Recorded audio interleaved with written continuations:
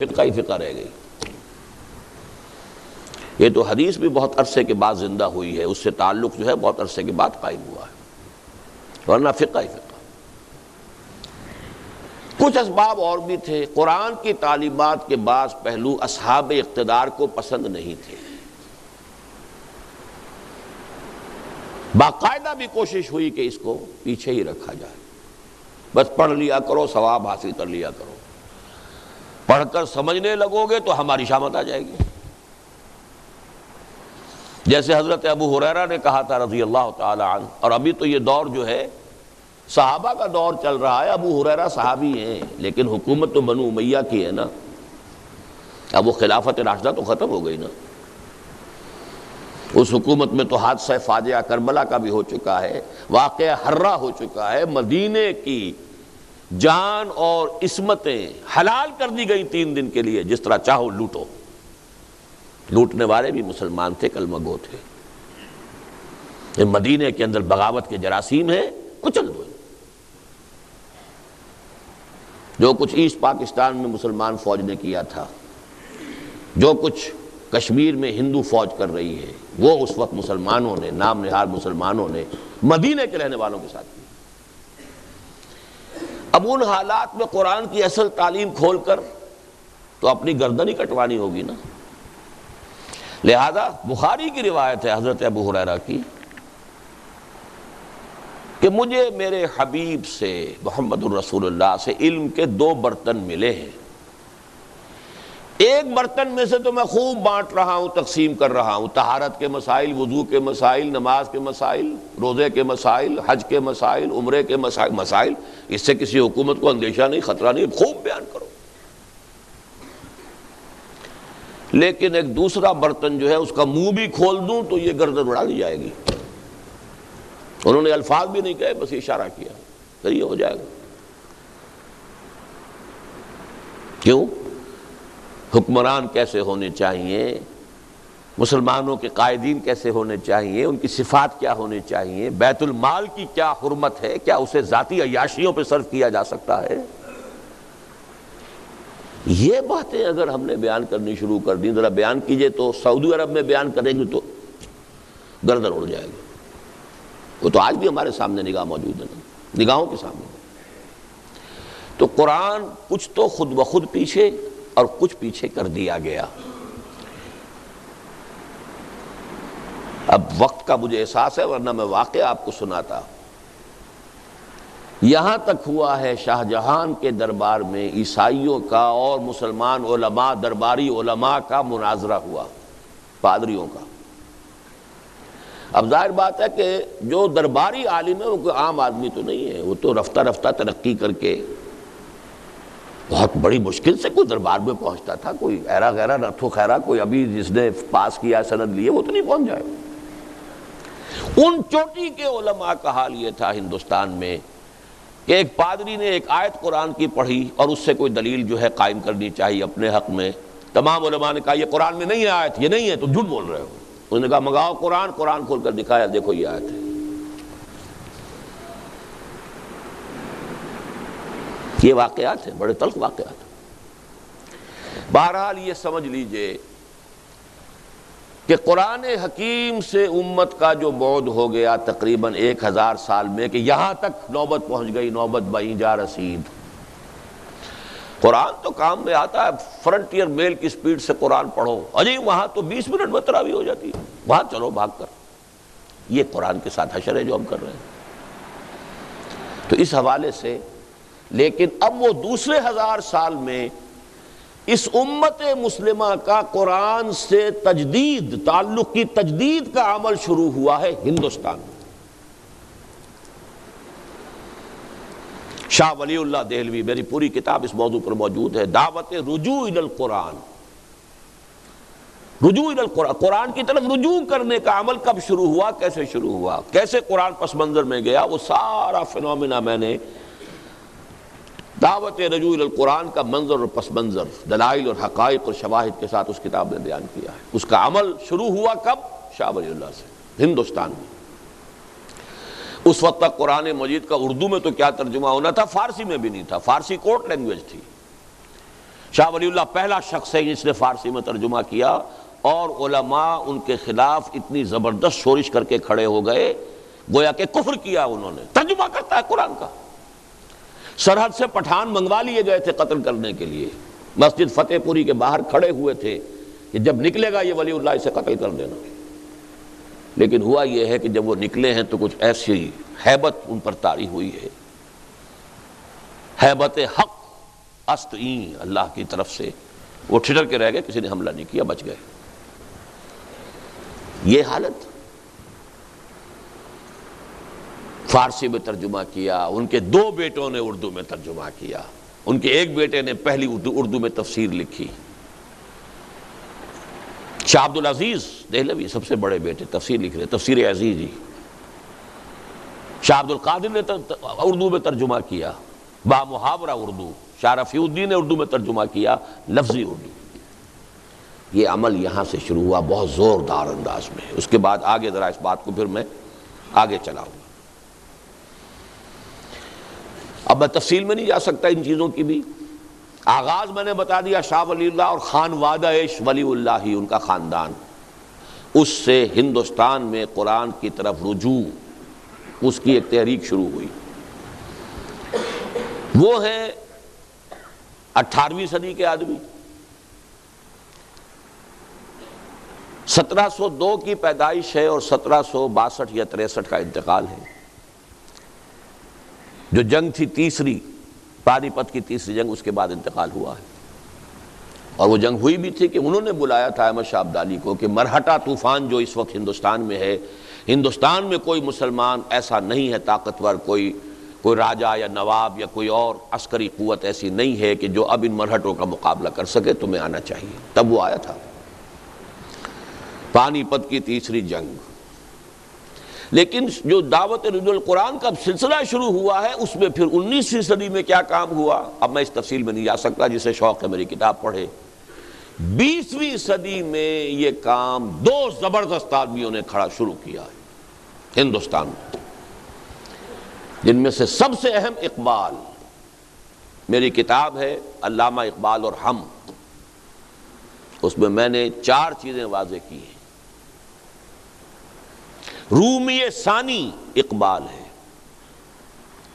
مولانا رومی کی مثنوی کے بارے میں یہ کہا، کسی نے کہا، بہت اونچے شاعر نے کہا، مثنوی مولوی معنوی ہست قرآن در زبان پہلوی۔ قرآن کی تعبیر، اس کے بڑے غامض حقائق کی تعبیر فارسی شعر کے پیرائے میں، یہ مثنوی ہے۔ اور یہی بات اقبال کے بارے میں جلندر کے ایک فارسی شاعر گرامی جلندری نے کہی ہے، در دیدہ مانی نگراں حضرت اقبال، پیغمبری کرد و پیمبر نہ تواں شد۔ جو لوگ حقائق سے واقف ہیں ان کی نگاہوں میں تو اقبال کا مقام یہ ہے کہ اس نے پیغمبری کی ہے، بھائی مانا کہ قرآن کی۔ اب پیغمبر اس معنی میں تو کوئی نہیں آئے گا، لیکن یہ کہ پیغمبر نہ تواں گفت، کہا نہیں جا سکتا انہیں پیغمبر، لیکن جو کام پیغمبروں کا ہے یا مجددین کا ہے وہ انہوں نے کیا ہے۔ بہرحال میرے نزدیک عظمت قرآن کا سب سے بڑا نشان اس صدی میں، اس دور میں اقبال ہے۔ اگر کوئی مولوی بیچارہ عالم دین قرآن کی مدح کرے، قرآن کی تعریف کرے تو ٹھیک ہے، اس نے تو ساری عمر اسی میں بتائی ہے، یہی پڑھا ہے۔ لیکن جس نے کہ کالج میں تعلیم حاصل کی، مشن سکول میں پہلے تعلیم حاصل کی، پھر مشن کالج میں کی، پھر گورنمنٹ کالج لاہور میں کی، پھر وہ گیا ہے انگلینڈ گیا ہے، پھر جرمنی گیا ہے، مشرق اور مغرب کے فلسفے کھنگال کر، اور اب قرآن کی عظمت کا اقرار کر رہا ہے، تو زمین و آسمان کا فرق ہو گیا۔ نہ کہیں جہاں میں اما ملی جو اما ملی تو کہاں ملی، میرے جرم خادہ خراب کو تیرے عفو بندہ نواز میں۔ اس کا کلیم یہ ہے کہ میرے سارے فکر کا منبع اور سرچشمہ قرآن ہے۔ حضور مناجات بحضور رحمت للعالمین، حضور کے سے ایک گزارش کرتے ہوئے یہاں تک کہا ہے، گر دلم آئی نئے بے جوہر است، ور بحرفم غیر قرآن مزمر است، پردہ ناموس فکرم چاک کن، این خیاباں راز فکرم پاک کن۔ اے نبی اگر میرا دل جو ہے آئینہ بے جوہر ہے، ایسا شیشہ ہے جس کے اندر چمک دمک ہے ہی نہیں، اور اگر میرے کلام میں اور میرے پیغام میں قرآن کے سوا کوئی شے آ گئی ہے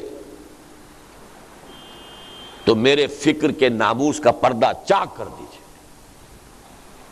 گویا کہ میں پھر ایک کانٹا ہوں اس شاہراہ پر، اس گلشن میں، اس کو پاک کر دیجئے، اس کانٹے کو نکال کر پھینک دیجئے، یہاں تک کہ روز محشر خار و رسوا کن مرا، بے نصیب از بوسہ پاکن مرا۔ اگر ایسا ہے تو محشر میں، میدان حشر میں مجھے ذلیل و رسوا کیجئے گا اور اپنے قدم بوسی سے محروم کر دیجئے گا۔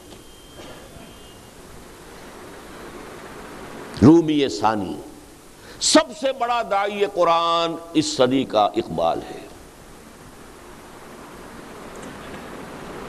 گر تمہیں خواہی مسلمان زیستن، نیست ممکن جز قرآن زیستن۔ اور یہ قرآن ہے کیا؟ کتاب زندہ قرآن حکیم، حکمت او لا یزال است و قدیم، حرف اورا ریب نے، حرف اورا ریب نے، تعویل نے،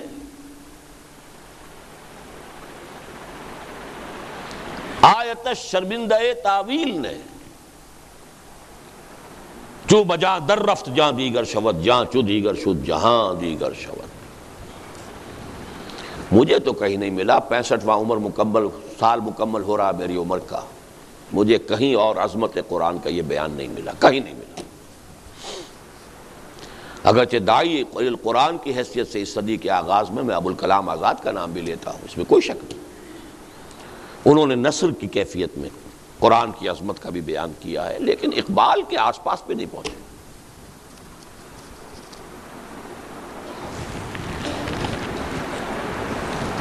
اور یہاں میں آپ کو دو گواہیاں دینا چاہتا ہوں عالم اسلام کے دو مسلمان مفکرین کی اس صدی کے، ایک عرب ایک ایرانی۔ الجزائر کے ایک بہت بڑے مفکر، انہوں نے عربی میں کچھ لکھا ہی نہیں، فرانسیسی زبان میں ان کی کتابیں ہیں بے شمار، مالک ابن نبی۔ انہوں نے عجیب تجزیہ پیش کیا ہے، انہوں نے کہا ہے اپنی ایک کتاب میں کہ امت مسلمہ کا جو انٹلیکچول اور اسپرچول سینٹر آف گریوٹی ہے وہ اب منتقل ہو چکا ہے ساؤتھ ایشیا کو۔ اس ایک جملے کا پس منظر کیا ہے؟ دیکھیے قرآن عرب میں نازل ہوا، حضور عرب میں تھے، وہاں سے ہی سارا بات جو ہے نکلی ہے، لیکن یہ ہے کہ جس کو کہتے ہیں علمی اور ثقافتی، وہ مرکز سب سے پہلے جو بنا ہے وہ بغداد کا علاقہ تھا دور بنو عباس میں۔ سائنس، فلسفہ، فکر، اسی زمانے میں تو آخر فقہ مرتب ہوئی ہیں، اسی زمانے میں تفسیریں لکھی گئی ہیں، اسی زمانے میں احادیث جمع ہوئی ہیں، تو مذہبی، علمی اور ویسے فکری، ثقافتی اور روحانی شیخ عبد القادر جیلانی کہاں کے تھے؟ یہ مرکز رہا ہے تقریباً 700 برس تک، بغداد مرکز، اور وہ علاقہ جو ہے وہ گویا کہ علاقے کی حیثیت سے۔ پھر یہ سینٹر شفٹ ہوا ہے مغرب میں، اسپین اور یہ المغرب جسے کہتے ہیں، الجزائر، تونس، موراکو، موریتانیہ۔ اور یہ اسی الجزائر کا ایک شخص کہہ رہا ہے کہ اب یہ مرکز جو ہے یہ منتقل ہو گیا جنوبی ایشیا۔ جنوبی ایشیا ہندوستان کو کہتے ہیں۔ اب جو اسپرچول اور intellectual centre of gravity of the Muslim ummah is in the Indian sub continent. اس کی وضاحت آپ کو مل جائے گی، میں یہ بات بہت پہلے کہہ چکا ہوں، وہی دعوت رجوع القرآن کے اندر آپ یہ ساری چیزیں دیکھ لیں گے۔ ہمارے انٹلیکچوئل اور فلسافیکل اور اسپرچول فاؤنٹین ہیڈ کی حیثیت تو صرف قرآن ہی کو حاصل ہے، نکلتا تو وہیں سے جو کچھ نکلتا ہے۔ دوسری بات ڈاکٹر علی شریعتی کی ہے۔ ایران کے انقلاب میں فکر نام کی کوئی شے اگر تھی وہ صرف علی شریعتی کی تھی۔ وہ تو بہت ینگ ایج میں اس کو بادشاہ نے شہید کروا دیا تھا. اس کے بہت عرصے کے بعد پھر یہ علماء کی ایک جو ہوئی ہے اپرائزنگ ہوئی ہے، اس سے انقلاب آیا ہے. اور اس کے پیچھے کوئی فکر نہیں تھا. فکر اگر تھا کسی درجے میں تو علی شریعت ہی کے تھا، ورنہ خود آیت اللہ خمینی کو مفکر نہیں تھے. ان کی تصنیفات ایسی ہیں جیسے مولویوں کی تصنیفات ہوتی ہیں، اور کٹر جیسا شیعہ مولوی لکھے گا وہی چیزیں انہوں نے اس میں لکھی ہوئی ہیں. انقلابی کوئی فکر نہیں. یہ تو علماء کی ایک اپرائزنگ تھی، جیسے اب طالبان کی ہے افغانستان میں. کٹر حنفی قدامت پسند علماء ہیں. اس کا بھی تذکرہ بعد میں آئے گا. لیکن انٹلیکچول اور روحانی، دیکھیے ایک عجیب بات ذہن میں آئی ہے. آپ سارا تصوف، وہ جو مروجہ تصوف ہے، اس مروجہ تصوف میں کیا صحیح ہے کیا غلط ہے، یہ میری ایک تقریر تھی جو اب شائع ہونی شروع ہو گئی ہے. پہلی قسط میثاق میں آ گئی ہے تازہ میں. اور اس کا بھی شان ورود یہ ہے کہ میں نے ایک تقریر کی تھی 2 کیسٹس پر مشتمل، جس میں میں نے مروجہ تصوف پر جو حصے اس کے غلط ہیں اس کی تنقید کی تھی، جو صحیح ہیں ان کی تائید کی تھی. ایک حلقہ ہے وہ تنظیم الاخوان، مولانا محمد اکرم اعوان صاحب ان کے مرشد ہیں اور بہت سے ان کے جو ہیں وہ مرید ہیں. تو الریاض سعودی عرب کا جو کیپٹل ہے، وہاں جو الاخوان کے لوگ تھے انہوں نے میرے اس کیسٹ میں سے تنقیدی حصے نکال دیے، تعریفی حصے جمع کر کے میرے نام سے میرا کیسٹ چلا دیا. آج کی روحانیت یہ ہے جو خیانت بھی کرتی ہے، چوری بھی کرتی ہے، سرقہ بھی ہے. جب انہیں کہا گیا، انہوں نے کہا آپ چاہے اسے چوری سمجھ لیں چاہے کچھ اور سمجھ لیں، ہم تو کریں گے. اکرم اعوان صاحب کو لکھا گیا، ان کی طرف جواب نہیں آیا. اب ہم نے یہ کیا ہے مجبوراً کہ وہ پوری تقریر شائع کر رہے ہیں، جو کچھ انہوں نے بھی کیسٹ میں رہنے دیا ہے وہ بھی، اور جو تھا وہ بھی، اور جو انہوں نے کاٹ دیا اس کو ذرا بولڈ کیا ہے تاکہ لوگوں کو معلوم ہو جائے کہ کیا کیا اس میں سے انہوں نے نکالا ہے. بہرحال جو بھی مروجہ تصوف ہے، اس وقت میں اس تفصیل میں نہیں جا رہا. وہ پہلی قسط اس کی شاید 3 میں مکمل ہو سکے گا بہت، کیونکہ 2 قسطوں پر مشتمل میری تقریر تھی وہ، لیکن اس کا پہلا آ گیا ہے تازہ میثاق میں.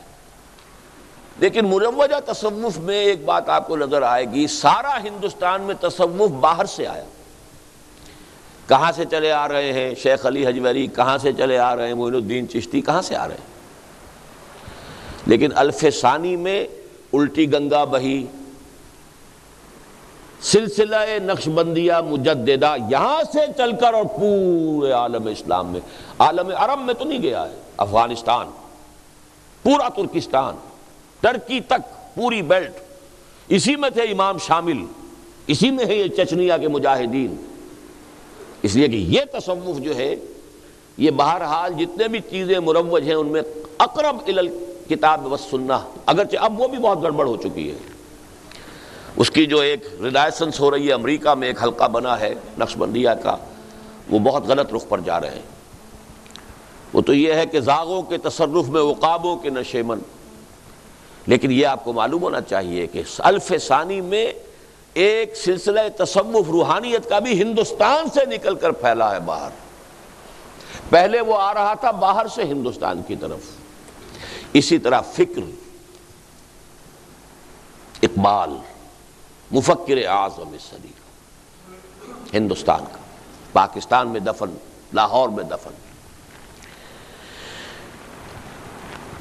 یہ جو اقبال نے قرآن مجید کی خدمت کی یا اس کی للکار مسلمانوں کی دی، کس قدر پیارے الفاظ ہیں.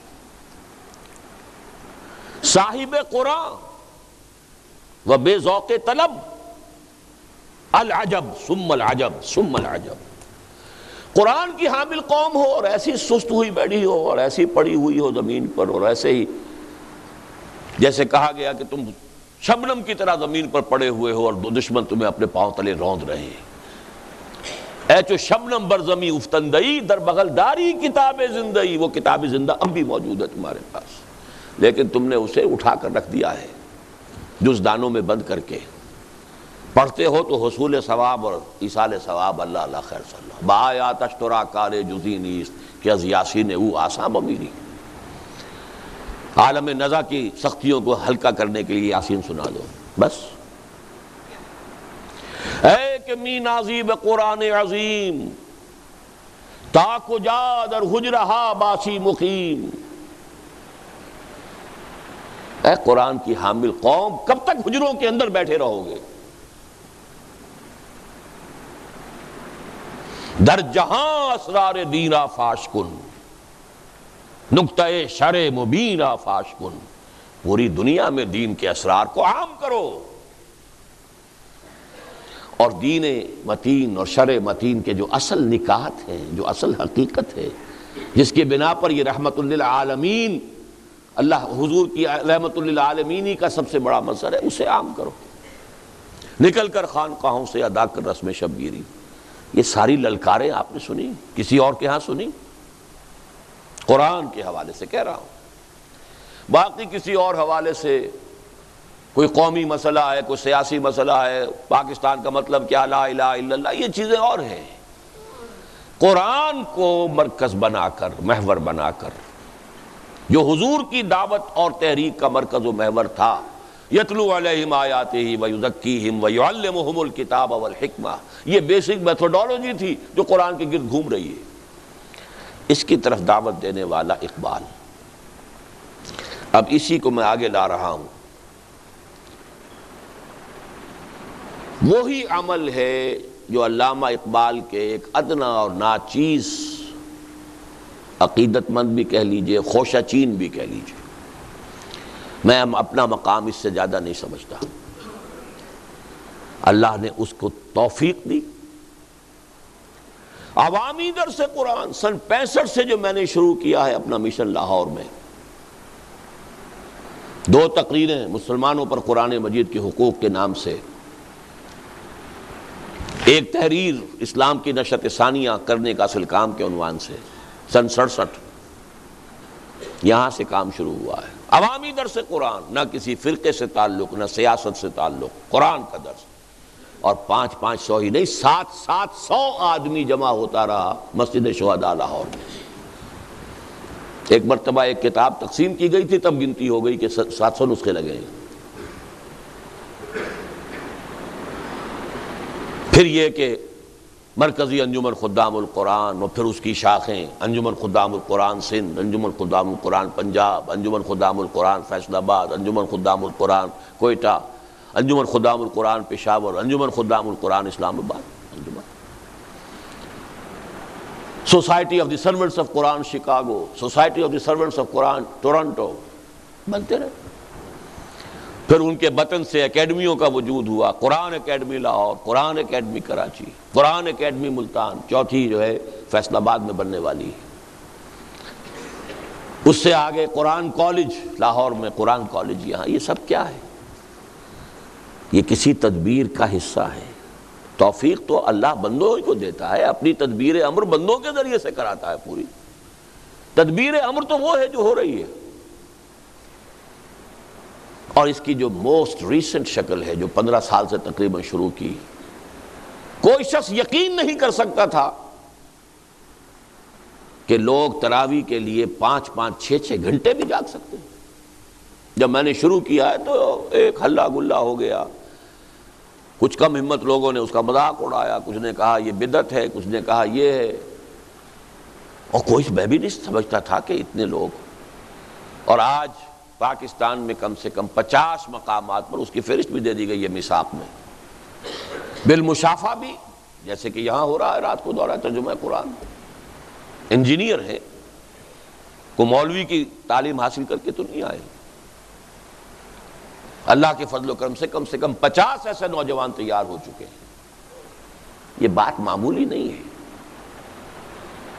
اس کو پس منظر میں رکھیے. اس کے جو میں نے حدیث سنائی آپ کو، ان اللہ یرفع بہذا الکتاب اقواما ویضع بہ آخرین، اللہ اسی قرآن کی بدولت قوموں کو اٹھائے گا اور اسی قرآن کو چھوڑنے کے باعث ذلیل و خوار کر دے گا. اس کے راوی حضرت عمر ہے رضی اللہ تعالیٰ عنہ، فقہائے صحابہ میں سے ہیں، کبار صحابہ میں سے.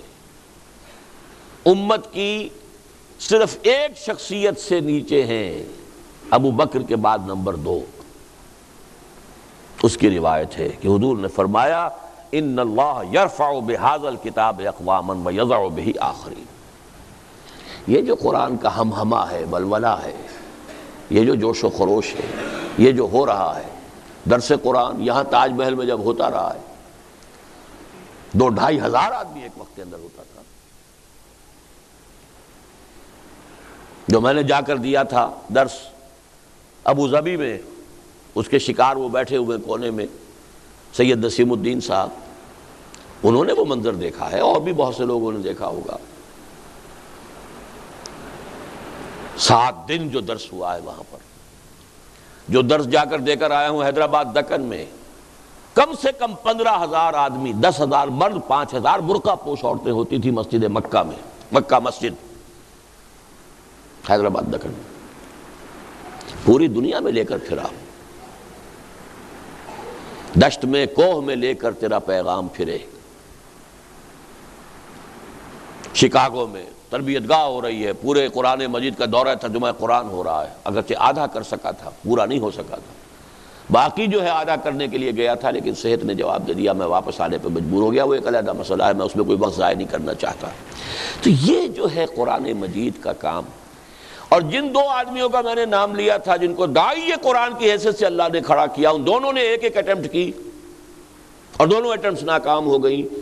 اللہ نے وہ اٹیمپٹ جو ہے پوری کروانا میری تقدیر میں لکھا ہوا تھا.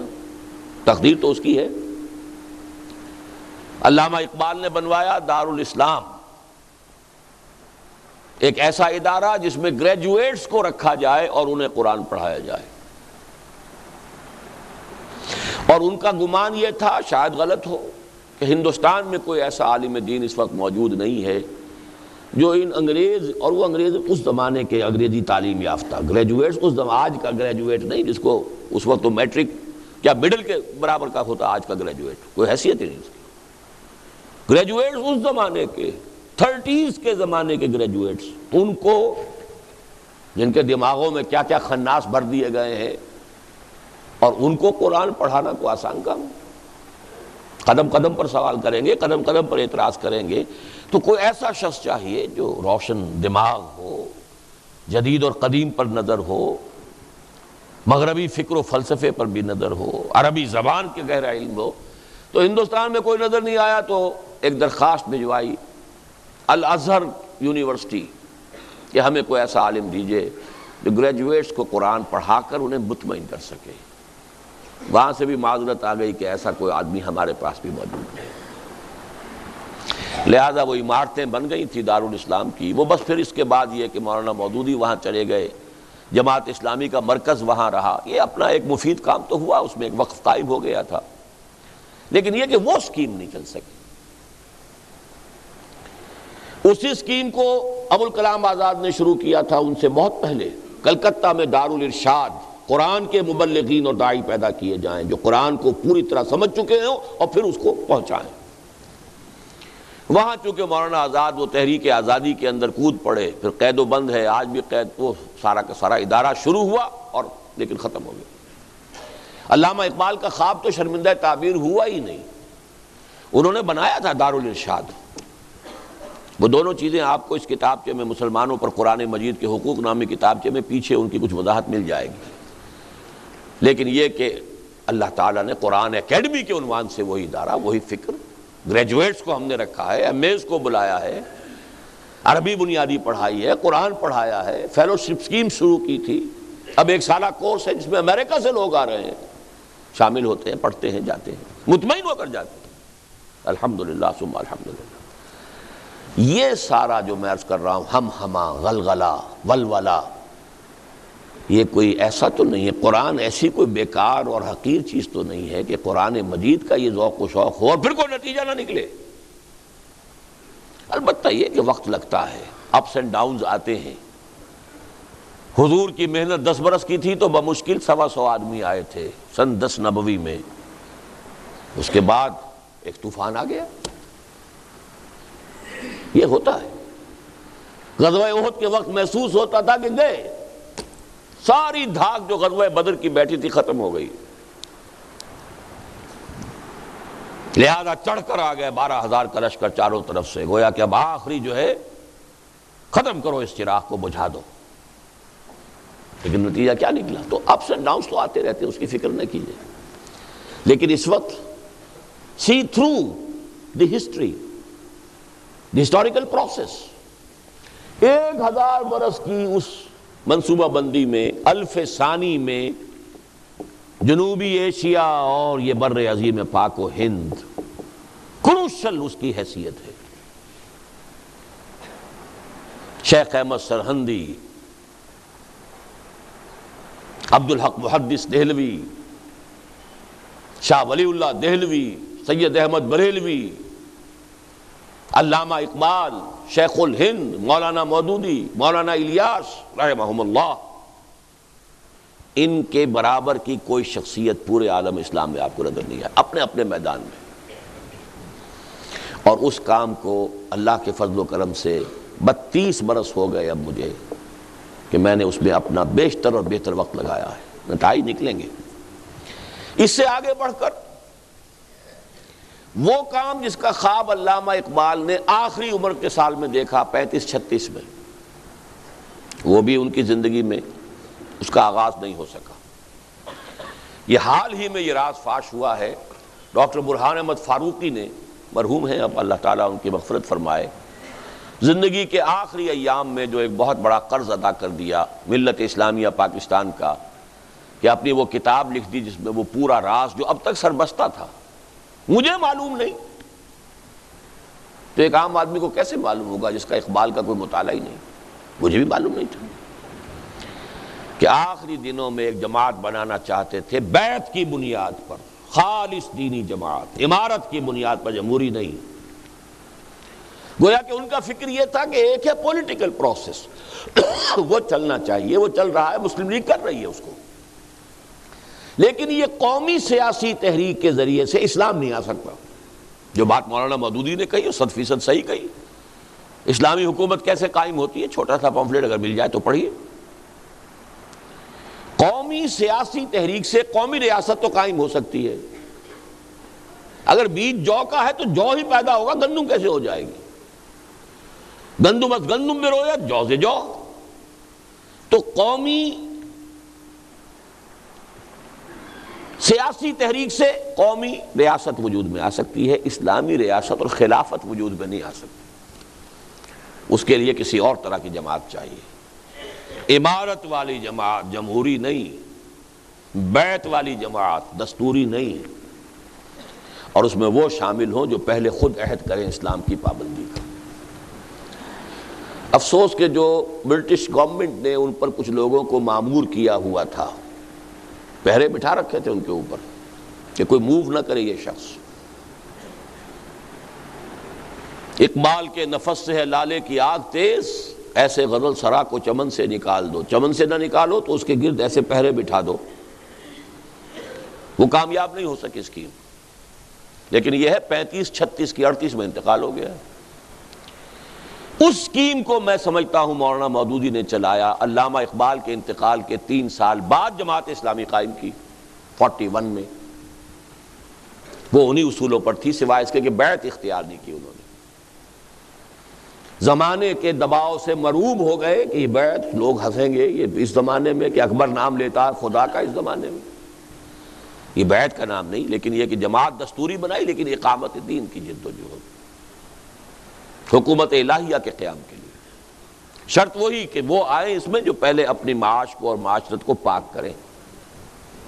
چنانچہ بہت سے لوگوں نے انگریزی حکومت کی بڑی بڑی اونچی ملازمتیں چھوڑ دی تھی. افسوس یہ ہے کہ وہ جماعت پاکستان میں آ کر اب قومی سیاسی جماعت بن گئی.